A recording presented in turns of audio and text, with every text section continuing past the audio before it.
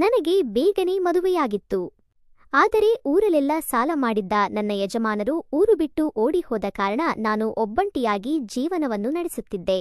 ಆದರೆ ಅವನ ತಂದೆ ತಾಯಿಗಳನ್ನು ಚೆನ್ನಾಗಿ ನೋಡಿಕೊಂಡಿದ್ದೆ. ಕೊನೆಗೆ ಅವರು ಕೂಡ ವಯೋಸ್ಸು ಹಚ್ಚು ಕಾಯಿಲೆಯಿಂದಾಗಿ ಹೊರಟು ಹೋದರು. ಇಷ್ಟೆಲ್ಲ ಆದ ಮೇಲೆ ಒಂಟಿ ಜೀವಕ್ಕೆ ಯಾರಿಲ್ಲ ಎಂಬಂತೆ ನಾನು ತವರಿಗೂ ಹೋಗದೆ ಮನೆಯಲ್ಲಿ ಇದ್ದೆ. ಇರುವ ಮನೆಯಲ್ಲಿ ಯಾವುದೇ ಬಾಡಿಗೆ ಕಟ್ಟದೆ ಗಾರ್ಮೆಂಟ್ ಒಂದರಲ್ಲಿ ಕೆಲಸ ಮಾಡಿ ಜೀವನ ಬಂಡಿಯನ್ನು ಸಾಗಿಸುತ್ತಿದ್ದೆ. ಕರ್ನಾಟಕದ ಸುಪ್ರಸಿದ್ಧ ಜ್ಯೋತಿಷರು ಪಂಡಿತ್ ಶ್ರೀ ರುದ್ರೇಶ್ವರ ಭಟ್ ನಿಮ್ಮ ಜೀವನದ ಸಮಸ್ಯೆಗಳಾದ ಪ್ರೀತಿ, ಪ್ರೇಮ, ಹೆಣ್ಣು ಅಥವಾ ಗಂಡು ವಶೀಕರಣ, ಸಂತಾನ, ಕೋರ್ಟ್ ಕೇಸ್, ಸಾಲಬಾಧೆ, ಧನವಶ, ಹಣವಶ, ನಿಮ್ಮ ಯಾವುದೇ ಗುಪ್ತ ಸಮಸ್ಯೆಗಳಿರಲಿ ಕೆಲವೇ ಸಮಯದಲ್ಲಿ ಶಾಶ್ವತ ಪರಿಹಾರ ಮಾಡಿಕೊಡುತ್ತಾರೆ. ಹಿಂದೆ ಸಂಪರ್ಕಿಸಿ ಪಂಡಿತ್ ಶ್ರೀ ರುದ್ರೇಶ್ವರ ಭಟ್ 7676112560 7676112560. ಅಲ್ಲದೆ ಆಗಾಗ ಕೆಲ ಸ್ನೇಹಿತರು, ಪಕ್ಕದವರು ಮಾಡುತ್ತಿದ್ದ ಸಹಾಯದಿಂದ ನನ್ನ ಜೀವನ ಆರಾಮವಾಗಿ ನಡೆದಿದ್ದರೂ ಸಹಿತ ನನಗೆ ಮಾತ್ರ ಒಂದು ಕೊರಗಿತ್ತು. ಅದೇನು ಎಂದರೆ ನನ್ನ ಯಜಮಾನ ನನ್ನನ್ನು ಬಿಟ್ಟು ಹೋದ ಮೇಲೆ ನಾನು ಒಬ್ಬಂಟಿ ಜೀವನವನ್ನು ನಡೆಸಿ ನನಗೆ ಯಾಕೋ ಬಹಳ ಬೇಜಾರಾಗಿತ್ತು. 3 ವರ್ಷದಿಂದ ಹೊಟ್ಟೆ ಹಸಿವನ್ನು ನೀಗಿಸಿಕೊಳ್ಳುತ್ತಿದ್ದೆ. ಆದರೆ ಆ ಹಸಿವನ್ನು ಹೇಗೆ ನೀಗಿಸಿಕೊಳ್ಳಲು ಆಗುತ್ತೆ ನೀವೇ ಹೇಳಿ. ಇದೆಲ್ಲ ಒಂಟಿ ಜೀವನ ನಡೆಸುವವರಿಗೆ ಆ ಕಷ್ಟ ಗೊತ್ತಿರುತ್ತೆ. ಹೀಗಾಗಿ 2 ವರ್ಷದಿಂದಲೂ ನಾನು ತರಕಾರಿ ಬಳಸುತ್ತಾ ಕೆಲವೊಮ್ಮೆ ಕೆಲಸ ಮಾಡಿ ನನ್ನ ಹಸಿವನ್ನು ನೀಗಿಸಿಕೊಳ್ಳುತ್ತಿದ್ದೆ. ಇದು ಸಾಲದು ಎಂಬಂತೆ ಆಗಾಗ ಟಿವಿಯಲ್ಲಿ ಬರುತ್ತಿದ್ದ ಕೆಲವು ದೃಶ್ಯಗಳು ನೀನು ಏಕಾಂಗಿ ಅಂತ ಅಣಕಿಸುವಂತೆ ಇದ್ದವು. ಮನೆಯಲ್ಲಿ ಯಾರೂ ಇಲ್ಲದ್ದರಿಂದ ನನಗೆ ಯಾವುದೇ ಸಮಸ್ಯೆ ಕೂಡ ಇರಲಿಲ್ಲ. ಎಲ್ಲೆಂದರಲ್ಲಿ ಬಿದ್ದುಕೊಂಡು ಆ ಸಿನಿಮಾಗಳನ್ನು ನೋಡುತ್ತಾ ಸಂತೋಷವಾಗಿ ಕೆಲಸ ಮಾಡುತ್ತಿದ್ದೆ. ಹೀಗೆ ನನ್ನ ಏಕಾಂಗಿ ಜೀವನ ನಡೆದಾಗಲೇ ಒಂದು ಘಟನೆಯಿಂದ ಎಲ್ಲವೂ ಅದಲು ಬದಲು ಆಗಿತ್ತು. ಒಂದು ದಿನ ನಾನು ಇನ್ಸ್ಟಾಗ್ರಾಮ ನೋಡುವಾಗ ನನಗೆ ಮನಸ್ಸಿನಲ್ಲೇ ಒಂದು ಆಲೋಚನೆ ಹೊಳೆಯಿತು.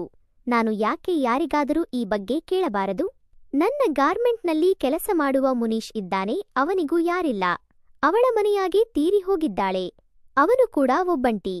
ಅವನಿಗೂ ಬೇಕು ಅಂತ ಎನಿಸಿರುತ್ತೆ ಎಂದು ನನಗೆ ಯೋಚನೆ ಬಂದಿತ್ತು. ಆದರೆ ಯಾಕೋ ನನಗೆ ಭಯವಾಗಿ ಇಲ್ಲದ ಸಮಸ್ಯೆಯಿಂದ ನನ್ನ ಜೀವನ ಹಾಳಾದರೆ ಕಷ್ಟ. ಮೊದಲೇ ನಾನು ಒಬ್ಬಂಟಿ ಅಂತ ಹೆದರಿಕೊಂಡು ಸುಮ್ಮನಿದ್ದೆ. ಇನ್ನು ನನ್ನ ಜೊತೆಗೆ ಕೆಲಸ ಮಾಡುತ್ತಿದ್ದ ಹಲವಾರು ಜನರಿದ್ದರು. ಎಲ್ಲರೂ ತಮ್ಮ ತಮ್ಮ ಮನೆಯಲ್ಲಿ ಖುಷಿಯಾಗಿ ಇದ್ದರು. ಇನ್ನು ಕೆಲವರು ಯುವಕರಿದ್ದರು. ಅವರು ಯಾಕೋ ನನಗೆ ಕಳ್ಳರಂತೆ ಕಾಣುತ್ತಿದ್ದರು. ಯಾರು ಕೂಡ ವಿಶ್ವಾಸಕ್ಕೆ ಅರ್ಹರಲ್ಲ ಎಂದೆನಿಸಿ ಯಾವ ಕೆಟ್ಟ ಕೆಲಸ ಬೇಡ ಎಂದು ಎಲ್ಲ ಯೋಚನೆಗಳನ್ನು ಕೈಬಿಟ್ಟು ಮೊದಲಿನಂತೆ ಆ ಕೆಲಸ ಮಾಡುತ್ತಾ ಆರಾಮವಾಗಿದ್ದೆ.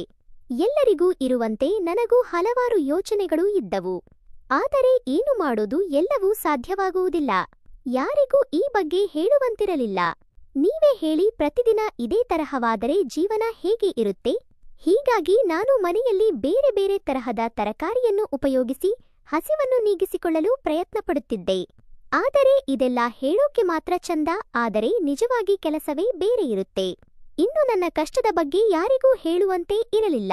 ಹೀಗಾಗಿ ಏನು ಮಾಡಬೇಕು ಎಂದು ತಿಳಿಯದೆ ದಿಕ್ಕು ತೋಚಿದಾಗಿ ಕೊನೆಗೆ 7 ತಿಂಗಳುಗಳೇ ಕಳೆದಿತ್ತು. ಹೀಗೆ ನನ್ನ ಜೀವನ ನಡೀತಾ ಇದ್ದಾಗಲೇ ನನ್ನ ಜೀವನದಲ್ಲಿ ಒಂದು ವಿಚಿತ್ರ ಘಟನೆ ನಡೆದಿತ್ತು. ಹೀಗೆ ಇದ್ದಾಗಲೇ ನನ್ನ ಮನೆಗೆ ನನ್ನ ದೂರದ ಸಂಬಂಧಿಯೊಬ್ಬರು ನನ್ನ ಮನೆಗೆ ಬಂದಿದ್ದರು. ಅವರು ನನಗಿಂತ 1 ವರ್ಷ ದೊಡ್ಡವರು. ಅವರು ಯಾವುದೋ ಕೋರ್ಟ್ ಕೇಸಿನ ವಿಚಾರವಾಗಿ ಸಿಟಿಗೆ ಬಂದು ಬೇರೆ ಎಲ್ಲಿಯೂ ಉಳಿದುಕೊಳ್ಳದೆ ನನ್ನ ಮನೆಗೆ ಬಂದಿದ್ದರು. ಹೀಗೆ ಅವರು ನನ್ನ ಮನೆಗೆ ಬಂದರೂ ಸಹಿತ ನಾನು ಗಾರ್ಮೆಂಟ್ ಕೆಲಸಕ್ಕೆ ಹೋಗಿ ಬರುತ್ತಿದ್ದೆ. ಬಂದ ಮೇಲೆ ಅವರ ಜೊತೆಗೆ ಹೊರಗೆ ಸುತ್ತಾಟ, ಮಾರ್ಕೆಟ್ ಕರೆದುಕೊಂಡು ಹೋಗುವುದು, ಶಾಪಿಂಗ್ ಅಂತೆಲ್ಲ ಸುತ್ತಾಡಿದ್ದೆ. ಇನ್ನು ಮೊದಲಿನಿಂದಲೂ ಆತ ನನ್ನ ಜೊತೆಗೆ ಬೆಳೆದಿದ್ದರಿಂದ ಅವನು ನನ್ನ ನಡುವೆ ತುಸು ಸಲಿಗೆ ಇತ್ತು. ಬಹಳ ವರ್ಷಗಳ ನಂತರ ಭೇಟಿಯಾಗಿದ್ದ ಅವನು ಮೊದಲಿನಂತೆ ನನ್ನ ಪಕ್ಕದಲ್ಲೇ ಕೂರುವುದು ಬಿಟ್ಟು ದೂರ ಕೂತಿದ್ದ. ನಾನು, ಯಾಕೋ ಬಾ ಪಕ್ಕದಲ್ಲಿ ಕುಳಿತಕೋ ಅಂದಾಗ ಅವನು ಬೇಡ ಅಂತ ಹೇಳಿದಾಗ ನಾನು ಪರವಾಗಿಲ್ಲ ಬಾರು ಅಂತ ಕೈ ಹಿಡಿದು ಎಳೆದಾಗ ಆಯತಪ್ಪಿ ಬಿದ್ದ. ಹೀಗೆ ಬೀಳಬೇಕಾದರೆ ಅವನ ಆ ಭಾಗಕ್ಕೆ ನನ್ನ ಕೈದಾಗಿ ನನಗೆ ಅವತ್ತು ಮೈಯಲ್ಲಿ ಕರೆಂಟ್ ಹೊಡೆದಂತೆ ಎನಿಸಿ ಕೂಡಲೇ ಅವನನ್ನು ದೂರ ಸರಿಸಿದೆ. ನನಗೆ ಯಾಕೋ ಅಲ್ಲಿ ಕೂಡಲು ಆಗಲಿಲ್ಲ. ಕೂಡಲೇ ಎದ್ದು ಹೋಗಿ ಸ್ವಲ್ಪ ನೀರು ಕುಡಿದು ಬಾತ್ರೂಮಿಗೆ ಹೋಗಿ ಸ್ವಲ್ಪ ಸಮಾಧಾನ ಪಟ್ಟುಕೊಂಡೆ. ಇನ್ನು ಅವನು ಅವತ್ತು ಹೊರಗೆ ಹೋಗದೆ ಮನೆಯಲ್ಲಿ ಇದ್ದುಕೊಂಡು ಟಿವಿ ನೋಡ್ತಾ ಕಾಲಹರಣ ಮಾಡುತ್ತಿದ್ದ. ಆದರೆ ನಾನು ಮಾತ್ರ ಅವತ್ತು ಅಡುಗೆ ಕೆಲಸ ಮುಗಿಸಿ ಮತ್ತೆ ಗಾರ್ಮೆಂಟ್ ಕೆಲಸಕ್ಕೆ ಹೋಗಿದ್ದೆ. ಆದರೆ ಆಟೋದಲ್ಲಿ ಹೋಗಬೇಕಾದರೆ ಬೆಳಿಗ್ಗೆ ನಡೆದ ಘಟನೆ ಯಾಕೋ ನನಗೆ ನೆನಪು ಆಗ್ತಾ ಇತ್ತು. ಯಾಕೋ ಏನೋ ಬೇಕು ಎನಿಸತೊಡಗಿತ್ತು.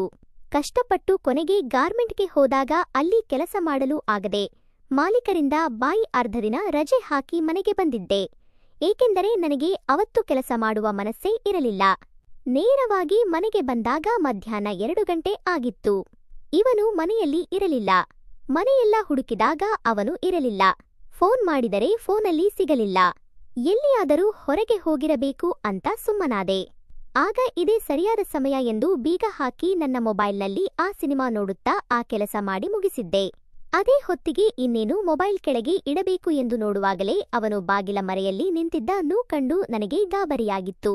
ಕೂಡಲೇ ನಾನು ಎಲ್ಲವನ್ನೂ ಸರಿ ಮಾಡಿಕೊಂಡು ಅವನಿಗೆ ಬೈಯುತ್ತಾ ಹೇಗೋ ಒಳಗೆ ಬಂದೆ. ಬಾಗಿಲು ಬಂದಾಗಿತ್ತಲ್ಲ, ಇಲ್ಲಿ ಯಾಕೆ ನಿಂತಿದೆ ಎಂದಾಗ ಅವನು ಅಯ್ಯೋ, ಮೊನ್ನೆ ನೀನೇ ತಾನೇ ಮತ್ತೊಂದು ಕೀ ಕೊಟ್ಟು ಹೊರಗೆ ಹೋಗುವಾಗ ಬಂದ್ ಮಾಡಿಕೊಂಡು ಹೋಗು ಅಂತ ಹೇಳಿದೆ ಎಂದು ಹೇಳುತ್ತಾ ನನ್ನ ಬೇರೆ ರೀತಿಯಲ್ಲಿ ನೋಡುತ್ತಿದ್ದ. ಆಗ ನಾನು ಸಿಟ್ಟಿಗೆದ್ದು ಸರಿ ಹೋಗು, ಗೊತ್ತಾಗುವುದಿಲ್ಲವಾ ಹೀಗೆಲ್ಲ ನೋಡಬಾರದು ಅಂತ ಬೈದು ಅವನನ್ನು ಕಳುಹಿಸಿದರು ಸಹಿತ ನನ್ನ ಮೂರ್ಖತನಕ್ಕೆ ನನ್ನನ್ನು ನಾನೇ ಶಾಪಿಸಿಕೊಂಡೆ. ಆದರೆ ಅವತ್ತು ನಡೆದ ಈ ಘಟನೆಯಿಂದ ಮನೆಯಲ್ಲಿ ಸ್ವಲ್ಪ ಬದಲಾವಣೆಗಳು ಆಗಿದ್ದವು. ಇದರ ಜೊತೆಗೆ ಅವನ ನಡವಳಿಕೆಯಲ್ಲಿ ಬದಲಾವಣೆಯಾಗಿತ್ತು. ಹೀಗೆ ಒಂದು ದಿನ ಅವನು ಹೊರಗೆ ಅಂಗಡಿಗೆ ಹೋದಾಗ ಅವನ ಮೊಬೈಲ್ ಅಲ್ಲಿತ್ತು. ಏನಿದೆ ಅಂತ ನೋಡಿದರೆ ನನ್ನ ಹಲವಾರು ಫೋಟೋಗಳು ಇದ್ದವು. ನಾನು ಹುಟ್ಟಿದಾಗಿನಿಂದ ಹಿಡಿದು ಇವತ್ತಿನವರೆಗಿನ ಸಾಕಷ್ಟು ಫೋಟೋಗಳು ಇದ್ದವು. ಜೊತೆಗೆ ಅವನ ಮೊಬೈಲ್ ನೋಡಿದಾಗ ಅದರಲ್ಲಿ ಕೂಡ ಆ ಸಿನಿಮಾಗಳು ಇದ್ದವು. ಆದರೆ ಅವನು ಹೊರಗೆ ಬರುವಷ್ಟರಲ್ಲಿ ನಾನು ಏನು ಮಾಡಬೇಕೆಂದು ತಿಳಿಯದೆ ಸುಮ್ಮನೆ ಇದ್ದೆ. ಅವನು ನನ್ನ ಪಕ್ಕದಲ್ಲಿ ಬಂದು ಕೂತಾಗ ಟಿವಿಯಲ್ಲಿ ಅದೇ ಹೊತ್ತಿಗೆ ಬೇರೆ ಏನೋ ದೃಶ್ಯ ಬಂದುಬಿಟ್ಟಿತ್ತು. ಕೂಡಲೇ ನಾನು ಅಲ್ಲಿಂದ ಹೊರಗೆ ಹೋಗಬೇಕು ಅಂತ ದೃಷ್ಟಿ ಬೇರೆ ಕಡೆಗೆ ಹೋದಾಗ ಮತ್ತೊಬ್ಬ ಎದ್ದು ಕುಣಿಯುತ್ತಿದ್ದ. ಇದೇನು ನನ್ನ ಕರ್ಮ ಎಂದು ಸುಮ್ಮನೆ ಅಲ್ಲಿಂದ ಹೋಗಿ ನನ್ನ ಸ್ಕೂಟಿಯನ್ನು ಗೇಟಿನಿಂದ ಹೊರಗೆ ತೆಗೆಯುವಾಗಲೇ ಗಾಡಿ ನನ್ನ ಕಾಲಿಗೆ ಬಿದ್ದಿತ್ತು. ಅವನು ಆ ಶಬ್ದ ಕೇಳಿ ಕೂಡಲೇ ಬಂದು ನನ್ನ ಹೊತ್ತುಕೊಂಡು ಬಂದು ಸೋಫಾ ಮೇಲೆ ಕೂರಿಸಿದ. ನನ್ನ ಕಾಲು ಜಾಸ್ತಿ ನೋಯುತ್ತಿದ್ದರಿಂದ ಅಲ್ಲಿದ್ದ ಮುಲಾಮು ನನ್ನ ಕಾಲಿಗೆ ಹಚ್ಚುತ್ತಿದ್ದ.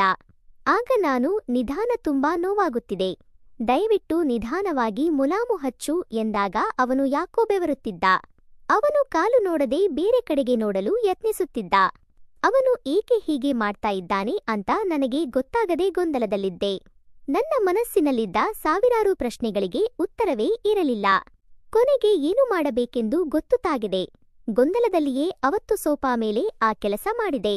ನನಗೆ ಕಾಲು ನೋವಿದ್ದರೂ ಸಹಿತ ಮೇಲೆ ಕುಣಿಯುತ್ತಿದ್ದನ್ನು ನೋಡಿ ಅವನಿಗೆ ಗಾಬರಿಯಾಗಿತ್ತು. ಹಾಡು ಹಾಡಿದೆ, ಡ್ಯಾನ್ಸ್ ಮಾಡಿದೆ. ಕೊನೆಗೆ ಸ್ವಲ್ಪ ಹೊತ್ತಿನ ಬಳಿಕ ಎಲ್ಲ ಮುಗಿಯಿತು. ಒಂದು ಕಡೆಗೆ ಕಾಲು ನೋವಿದ್ದರೂ ಮತ್ತೊಂದೆಡೆ ನನಗೆ ಸಂತೋಷವಾಗಿತ್ತು. ಹೀಗೆ ಅವತ್ತಿನಿಂದ ಮನೆಯಲ್ಲಿ ಅವನು ಇರುವ ತನಕ ಡ್ಯಾನ್ಸ್ ನಡೆಯುತ್ತಲೇ ಇತ್ತು. ಹೀಗೆ ಕೆಲವು ದಿನಗಳು ಕಳೆದ ಬಳಿಕ ಅವನು ಊರಿಗೆ ಹೋದ. ಆದರೆ ಮುಂದೆ ಹೀಗೆ ಮೇಲಿಂದ ಮೇಲೆ ತಪ್ಪು ಮಾಡಿದ್ದರಿಂದ ಬೇರೆ ಯಾವುದು ಸಮಸ್ಯೆಯಲ್ಲಿ ಸಿಲುಕಿದಾಗ ಇಬ್ಬರು ಬರಬಾರದ ಕಾಯಿಲೆ ಬಂದು ಪ್ರಾಣ ಬಿಟ್ಟರು. ಹಾಗಾಗಿ ಗೆಳೆಯರೇ, ಯಾರು ಕೂಡ ಈ ರೀತಿ ತಪ್ಪು ಮಾಡಬಾರದು. ನಿಜ ಜೀವನದಲ್ಲಿ ನಡೆಯದಂತಹ ಈ ಕಾಲ್ಪನಿಕವಾದ ಘಟನೆ, ಕಾಲ್ಪನಿಕ ಕಥೆಗಳನ್ನು ನಾವು ಅಥವಾ ಬೇರೆಯವರು ಗಂಭೀರವಾಗಿ ತೆಗೆದುಕೊಳ್ಳಬಾರದು. ಇವು ಕಾಲ್ಪನಿಕ ಕಥೆಯಾಗಿದ್ದು ಇಂತಹ ಘಟನೆಗಳು, ಕಥೆಗಳು ಅಥವಾ ಸನ್ನಿವೇಶವು ಯಾವಾಗಲೂ ಕೆಟ್ಟ ಅಂತ್ಯವನ್ನು ಹೊಂದಿರುತ್ತವೆ. ಹಾಗಾಗಿ ನಾವು ಸಮಾಜದಲ್ಲಿದ್ದಲ್ಲಿ ನ್ಯಾಯಯುತವಾಗಿ ಜೀವನ ನಡೆಸುವುದರ ಜೊತೆಗೆ ಸಮಾಜದ ರೀತಿ ನೀತಿ ಕಾನೂನಿಗೆ ಒಳಪಟ್ಟು ಸಭ್ಯಸ್ಥರಾಗಿ ಜೀವನ ನಡೆಸಬೇಕು. ನಮ್ಮ ಬದುಕನ್ನು ಹಸನಾಗಿಸುವ ಕಥೆಗಳನ್ನು ಓದಿ ಸ್ಫೂರ್ತಿಯನ್ನು ಪಡೆಯಬೇಕು. ಇಂತಹ ಕಾಲ್ಪನಿಕ ಘಟನೆ ಕಥೆಗಳಂತೆ ನಿಜ ಜೀವನದಲ್ಲಿ ಮಾಡಿದ್ದೇ ಆದಲ್ಲಿ ಜೀವ ಮತ್ತು ಜೀವನಕ್ಕೆ ಎರಡಕ್ಕೂ ಸಮಸ್ಯೆ ಜೊತೆಗೆ ತೊಂದರೆಯಾಗುತ್ತೆ. ಹಾಗಾಗಿ ಇಂತಹ ಕಾಲ್ಪನಿಕ ಕಥೆಗಳಿಗೆ ಪ್ರಾಮುಖ್ಯತೆ ನೀಡಬೇಡಿ.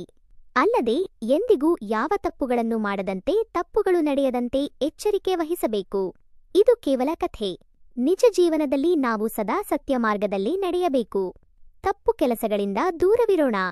ಗೆಳೆಯರೇ, ಈ ಕಥೆ ಇಷ್ಟವಾದರೆ ವಿಡಿಯೋಗೆ ಲೈಕ್ ಮಾಡಿ, ಚಾನೆಲ್ ಸಬ್ಸ್ಕ್ರೈಬ್ ಮಾಡಿ. ಧನ್ಯವಾದ ಅಂತ.